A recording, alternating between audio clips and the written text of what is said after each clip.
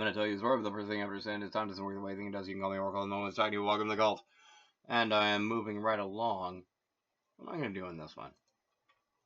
Alright. We're going to talk about True Fae in this one. Alright. True Fae, the immortal, mighty, and remorseless inhabitants of Arcadia. The realm, some of them aren't remorseless. Some of them aren't terrible, but, some of them are very terrible. The realm which lies beyond the hedge, also known as the others, the gentry, the old gods, kindly folk, or simply fae. They are creatures that abduct humans and gradually transform them into changelings. Overview. They seem to have no names for themselves as a race, and indeed do not think of themselves as such. Each of the fae is unique, and they refer to other descendants of the fairy by titles and names. The euphemisms used by changelings are many, which helps prevent them from being summoned at the sound of their names. When used to mean the true fae, fae is always capitalized. Fae without capital letters refer to any creature touched by a fairy, including changelings. The fae's perception, motivations, and actions are alien to humans.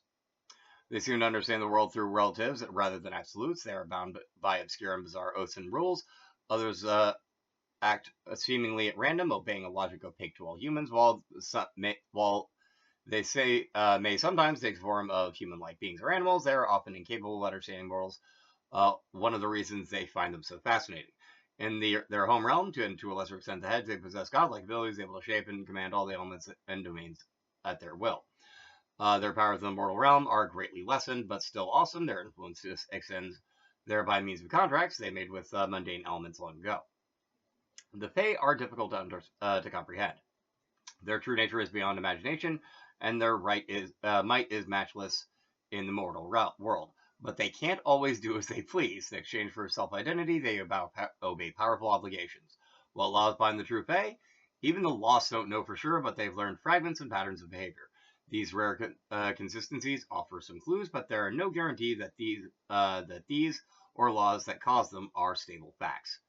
A fairy can never intentionally violate a contract he swears on his own name.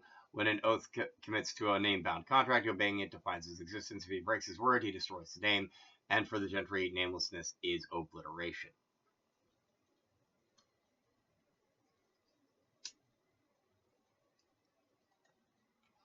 Worse than devouring. Worse than devouring. I'm just saying. Origins. The lost of a plethora of nicknames for the true fae. The keepers, the cousins, the fair folk, the good folk, the gentry, the lords and ladies, the furies, etc. One changeling might refer to them as the others. Another would call them the strangers, and yet use of either casts little doubt as to who the changeling refers. Certain regions might offer their own culture or local variants on the name. An Irish changeling might call them the Dawain Seed, Thinashi, the Thinashi.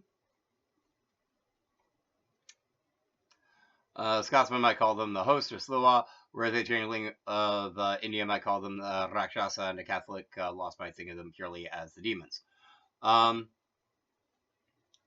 Interestingly enough, I've always thought of Rakshasa as effectively like when there is like the war between the Rakshasa and the Deva.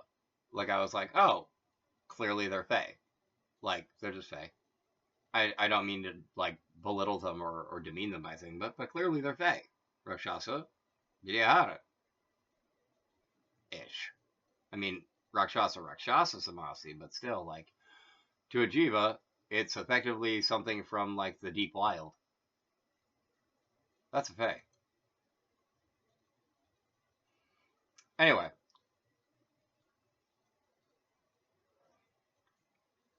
It is in a way, the names for the true Fae are as myriad as their horrid and beautiful faces. It is, in a way, comforting for a changeling to consider the origins of Fae by pondering their origins, a changing the lens of veneer of logic to these entities. It's a way of explaining them, of understanding their motivations. By being understood, the others can therefore be denied or defeated, or so a changeling likes to think. Of course, no truly knows where the Fae comes from, or how long they've been absconding with humans back to their tangled realm. What's more concerning is that all evidence suggests that the true Fae themselves don't know, or don't care, from where or whence they came. Not caring where they came from? That's actually kind of scary. Those Fae who have bothered to ruminate on the subject with their kept changelings don't seem to give it much thought. That seems like a terrible idea. give it, but at all. The Fae are what they are. They exist, and that is all they seem to understand. Rumors exist of changeling who have convinced their keepers to pursue the questions and uncover whatever diabolical Genesis spawned them, but that's all they are, rumors. What follows are a few examinations. Ugda Vidyahara. Isn't Ugda Vidyahara Svapna? Yeah, I also thought that. What follows are a few examinations of what the true where the true Fae come from. Note that no consensus exists among changelings. One freehold changeling may believe true Fae to be gods. Other may think them true Fae to be demons. Moreover, the following theories are by no means exhaustive. By my own cosmology of my books, essentially all of the Fae folk are literally like the middle ones. Like by the cosmology I put forward in my books, which are essentially like honestly just based on the Bible when it comes down to it. Like I mean the first three. Like when it comes right down to it, like the last laughs in hell is more or less like if it has source material in the real world, it comes from the Bible. Because like where else would it come from? It's talking about hell. But in the cosmology of that, which is actually why things took the turn they did in the second and third books, is that the faith folk largely come from the third of the hosts that didn't take a side between, you know, Svarga heaven or Naraka hell. Like they're the ones in the middle, which is why they tend to run anywhere from the very angelic to the straight up demonic. Because why wouldn't they? They're the ones that went in the middle. At least by my cosmology.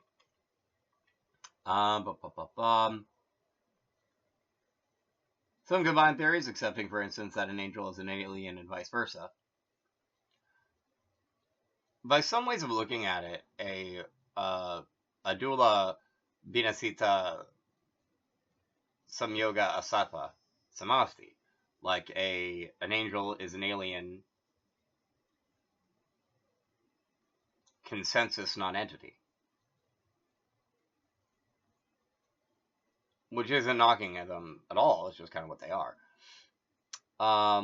Which would be incorrect in Fae cases, because Fae are definitely not non-entities. Like, they're very specifically entities. Like, very specifically. Which is part of why they probably don't get on well with, like, legit, like, angels. And probably, like, only get on well with demons, because demons, like, kind of need to be entities with their own non-entity, and, like, as a yoga with themselves. Like, it's just kind of, as far as I'm aware, at least, how things work. Anyway.